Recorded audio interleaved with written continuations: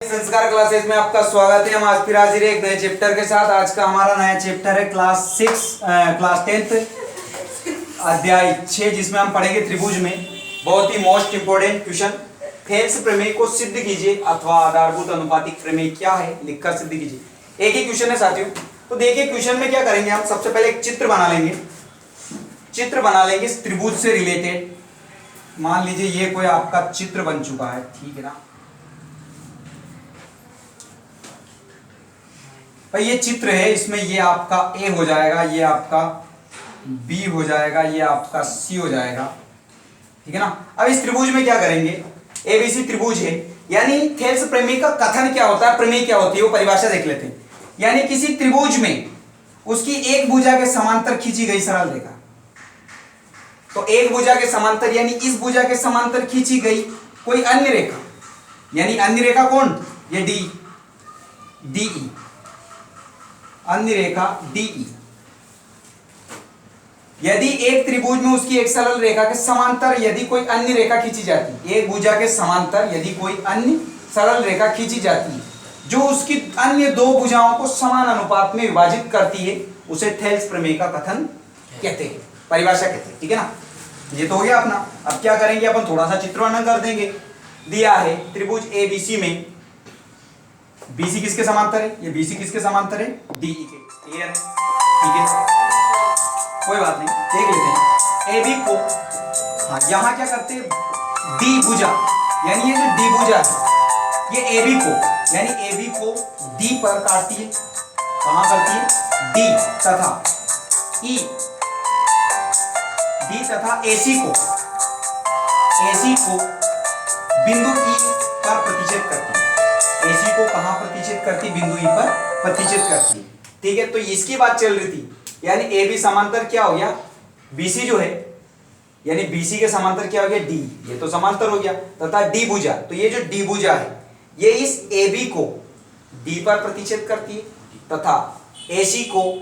बिंदु E पर प्रतिच्छेद करती है। E से रेखा खींची गई तो उसी पर प्रतिच्छेद करेगी, ठीक है। दूसरा लिख लेते हैं, सिद्ध करना है। हमें क्या सिद्ध करना है, ये सिद्ध करना भाइयों बहनों कि AD के बटे में क्या रखना है, DB रख दिया, और AE के बटे में क्या रखना है, EC। क्लियर, ये सिद्ध करना है, ठीक है ना। ऐसे कर सकते हो, जैसे E आगे है C नीचे है, तो यहां क्या कर देते हो EC, ठीक है ना, ये हो जाता है, ठीक है। ये सिद्ध करना। अब रचना कर देते हैं, बिंदु B को E से, यानी बिंदु B को किससे मिला दिया मैंने, इस B को किससे मिला दिया, इस बिंदु E से मिला दिया, वो भी मैंने यहां लिख दिया, तथा C को D से मिला, ये भी मैंने यहां पे लिख दिया, ये भी क्लियर है ना। तथा EG लंब, यानी EG लंब, तो EG यानी इसे लंब, तो यहां क्या मैंने G दर्शा दिया, तो EG लंब है किस पर, AD पर, ये भी दर्शा दिया। और दूसरा क्या हो जाएगा, यानी D से, यहां मैंने क्या बिंदु ले लिया, DF, यानी DF लंब है किस पर, AE पर, ये भी मैंने यहां दर्शा दिया, ठीक है। अब दो त्रिभुज ले लूंगा मैं। दो त्रिभुज लेने के लिए आपको थोड़ा सा रफ कार्य समझना पड़ेगा। जैसे देख लीजिए, एक त्रिभुज ये है आपका, ठीक है ना, ये वाला ले लिया मैंने त्रिभुज ADE, यानी त्रिभुज क्या हो जाएगा, ADE हो गया, AD। क्लियर, ठीक है। दूसरा त्रिभुज क्या ले लेता हूं, दूसरा त्रिभुज लेता हूं, ADE हो गया, और दूसरा त्रिभुज क्या हो जाता है, जैसे कि दूसरा त्रिभुज इसी के नीचे वाला अपना कौन सा वाला त्रिभुज हो जाएगा, ये वाला त्रिभुज। आ रहा है समझ, एक त्रिभुज तो ये ना एक नंबर का लेना है, दूसरा 2 नंबर वाला त्रिभुज लेना है। तो ADE तथा त्रिभुज BD, हाँ यानी क्या हो जाएगा, आपका हो जाएगा ये BD और ये E। तो एक त्रिभुज तो ये ले लिया ADE ले लिया, दूसरा लिया BDE, दोनों त्रिभुज ले लिए, क्लियर है, ठीक है। तो ADE का क्षेत्रफल, तो क्षेत्रफल क्या होता है, 1/2 आधार गुणित ऊंचाई, तो इसका भी क्षेत्रफल क्या होगा, ये AR का मतलब यहाँ एरिया से होता है, किसी भी एरिया का, जैसे एक छोटे से एरिया का अपन क्षेत्रफल दर्शा रहे, तो एरिया त्रिभुज ADE का क्षेत्रफल, दूसरा आ जाएगा एरिया BDE का क्षेत्रफल, दोनों का दर्शा दिया हमने। तो 1/2 गुणित आधार गुणित क्या हो जाएगा, ऊंचाई। यहाँ पे भी क्या कर देंगे, बराबर 1/2 आधार गुणित क्या हो जाएगा, ऊंचाई, मान रख देंगे। यहाँ क्या करेंगे, 1/2 ऐसा कैसा, ये एक दूसरे से क्या हो जाएगा, यहाँ पे कट जाएगा, ठीक है। तो इसका क्षेत्रफल रख रहे हैं, यहाँ तो झोंका तो यहाँ रख लेंगे अपन, और यहाँ क्या कर देना, जैसे आधार। अब देखो ध्यान से देखना ये वाला पॉइंट, अब इस त्रिभुज में, इस वाले त्रिभुज में आधार क्या रहेगा, एडी क्या रहेगा,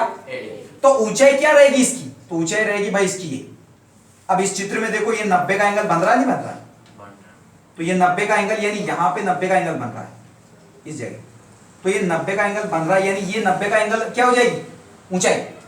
तो आधार क्या हो गया एडी, यानी एडी तो क्या हो गया, ये एडी तो क्या हो गया आधार, और ये 90 का एंगल यहां बन रहा है भाई तुम्हारा, और इधर वाले में भी 90 का यहां बन रहा है, तो ये एंगल क्या हो जाएगी ऊंचाई, तो आधार गुणित क्या हो गया ऊंचाई, ऊंचाई क्या हो गई ईजी, ऊंचाई हो गई। दूसरे वाले त्रिभुज, अब इस त्रिभुज में आधार क्या हो जाएगा, तुम सोच रहे होंगे इसमें, तो इसमें भी आधार क्या होगा, इसमें नीचे वाला आधार हो जाएगा, इसमें ऊपर वाले में ये आधार था, नीचे वाले में क्या आधार हो जाएगा, ये आधार हो जाएगा। ये आधार क्यों होगा, क्योंकि त्रिभुज कहां से बन रहा है, बी डी ई से, त्रिभुज आपने यहां से लिया, तो आधार क्या हो जाएगा ये, उसका आधार ये था और इसका आधार क्या है ये, तो इसकी ऊंचाई क्या होगी, तुम सोच रहे होंगे सर चित्र यहां से लिया आपने बी डी ई से, तो ये यहां ये ऊंचाई क्यों नहीं होगी, ठीक है ना, वो ऊंचाई इसलिए नहीं होगी क्योंकि 90 का एंगल कहां बन रहा है, मान लीजिए ये कोई चित्र है आपका, ठीक है, ये यहां से आगे नहीं है, आप कहना चाह रहे हो कि ये आपने क्यों नहीं लिया, ठीक है, पर इस चित्र में देखो आप तो आगे 90 का एंगल कहां बन रहा है, ऊपर बन रहा है, तो ऊंचाई उसकी भी क्या होगी इजी, तो ऊंचाई दोनों की एक जैसी ही होगी, और जब एक जैसी होगी तो दोनों क्या होगी एक दूसरे से कट जाएगी, तो एडी बटे में क्या बच जाएगा बीडी, ये बन गया समीकरण 1, ठीक है। उधर वाले में भी देखो, उधर वाले में अब ऐसे के ऐसे अपोजिट में दूसरा चित्र ले लेते हैं, इधर ए डी ई लिया था तो उधर क्या ले लेंगे ए ई डी ले लिया, दूसरा वाला चित्र कर लेंगे ई डी सी में, ठीक है, तो इसका क्षेत्रफल एवं यानी त्रिभुज एरिया ए ई डी का क्षेत्रफल बराबर 1/2 आधार गुणित ऊंचाई, दूसरा एरिया क्या ले लेंगे एरिया ई डी सी का क्षेत्रफल यानी ई डी सी का क्षेत्रफल 1/2 आधार गुणित ऊंचाई। तो ध्यान से आप देखो यहां, अब उस चित्र में आपने समझा था उसी प्रकार से एक चित्र इधर भी बनेगा, तो इधर भी ये भुजा है आपकी, ठीक है, और ये बीच वाली भुजा है, ठीक है, तो इसका आधार तो क्या हो जाएगा, देखो, तो ऊपर वाले में जो ये जो चित्र है इसमें इसका आधार क्या हो जाएगा, ऊपर वाले चित्र का देखो आप ए ई डी का, तो ए ई डी का आधार यानी ये हो जाएगा, देखो ये आधार क्या रखा मैंने ए, क्या रखा यानी इसका आधार क्या हो जाएगा, तो इसी के नीचे वाला त्रिभुज आपने ये वाला लिया है यानी ई डी सी, तो इसका आधार क्या हो जाएगा, इसका आधार भी क्या हो जाएगा आपका ई सी, तो मैंने क्या कर दिया इसके आधार को भी ई और सी कर दिया, ये ठीक ठाक तरीके से थोड़ा समझ लीजिए आप, तो इसका आधार भी क्या हो जाएगा भाई, इसका आधार अगर ए ई है, ये वाला इसका आधार है, तो नीचे वाले का आधार क्या रहेगा ये वाला, ठीक है, तो आधार तो हो जाएगा ए ई बटे में क्या हो जाएगा ई सी, तो ये तो झोंका क्यों, लेकिन बात चल रही थी ऊंचाई की, ऊंचाई जो है अब इस वाले त्रिभुज में इसकी ऊंचाई देखनी है, तो इस वाले त्रिभुज में भाई इसकी ऊंचाई कहां से लेंगे अपन, ये वाला त्रिभुज, तो इस वाले की ऊंचाई कहां है, ये देखो 90 का एंगल कहां बन रहा है, यहां बन रहा है, तो डी एफ, तो इसकी ऊंचाई यानी 90 का एंगल कहां बन रहा है, ये 90 का एंगल यहां बन रहा है, ये हो जाएगा आपका एफ और ये आपका डी, तो ऊंचाई क्या रहेगी इस वाले के लिए, इस आधार के लिए, इस आधार पर ऊंचाई क्या रहेगी ये रहेगी, तो आधार पर ऊंचाई ये है, तो डी एफ, तो नीचे वाले की जो इसकी ऊंचाई रहेगी वो ही नीचे वाले की रहेगी, तो एक जैसी रहेगी, तो दोनों कट जाएगा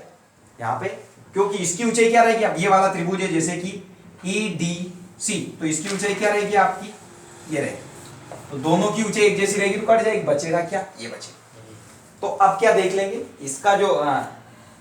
अब हम ये जानते हैं कि एक ही आधार पर बनने वाले त्रिभुज के क्षेत्रफल बराबर होते हैं, यानी क्षेत्रफल कैसे, इधर क्या बन रहा है जैसे कि एक ही आधार है, तो आधार दोनों का क्या है, अब आधार की बात चल रही थी भाई, तो आधार इन दोनों के लिए जैसे एक ही आधार क्या है, इस पर ही क्षेत्रफल बन रहे हैं, इस इधर इस आधार पे बन रहा है और इधर इस आधार पे बन रहे हैं, तो एक ही आधार पर जो त्रिभुज के क्षेत्रफल बन रहे हैं वो क्या है बराबर है, तो ये वाला क्षेत्रफल यानी ये पूरा का पूरा एरिया किसके बराबर है, इस पूरे एरिया के बराबर, ये अगर इसके बराबर है तो समीकरण 1 और 2 से ये स्पष्ट हो जाता है, तो इसको ये हमने बराबर भी कर लिया, देखो ये समीकरण, ये जो हिस्सा है यानी एरिया त्रिभुज एडीई बटे में एरिया त्रिभुज बीडीई किसके बराबर हो जाएगा, एरिया अपना ये किसके बराबर हो जाएगा, इस एरिया के बराबर, त्रिभुज एरिया त्रिभुज एईडी का क्षेत्रफल बटे में आ जाएगा ईडीसी का क्षेत्रफल, दोनों को एक दूसरे के बराबर कर लिया, यानी ये दोनों भी एक दूसरे के बराबर हो। जब इसके आगे का हिस्सा इसके आगे के हिस्से के बराबर है तो इसका पीछे का जो ये हिस्सा है ये भी किसके बराबर रहेगा, इसके पीछे किससे, तो ये समीकरण 1 और 2 से दोनों के दोनों बराबर हो जाएंगे। यही प्रूव है, ये सिद्ध करना है। यदि वीडियो पसंद आए तो चैनल को सब्सक्राइब करें, लाइक करें और बेल आइकन दबाएं ताकि नोटिफिकेशन आपको आसानी से मिल सके। Thanks for watching my video.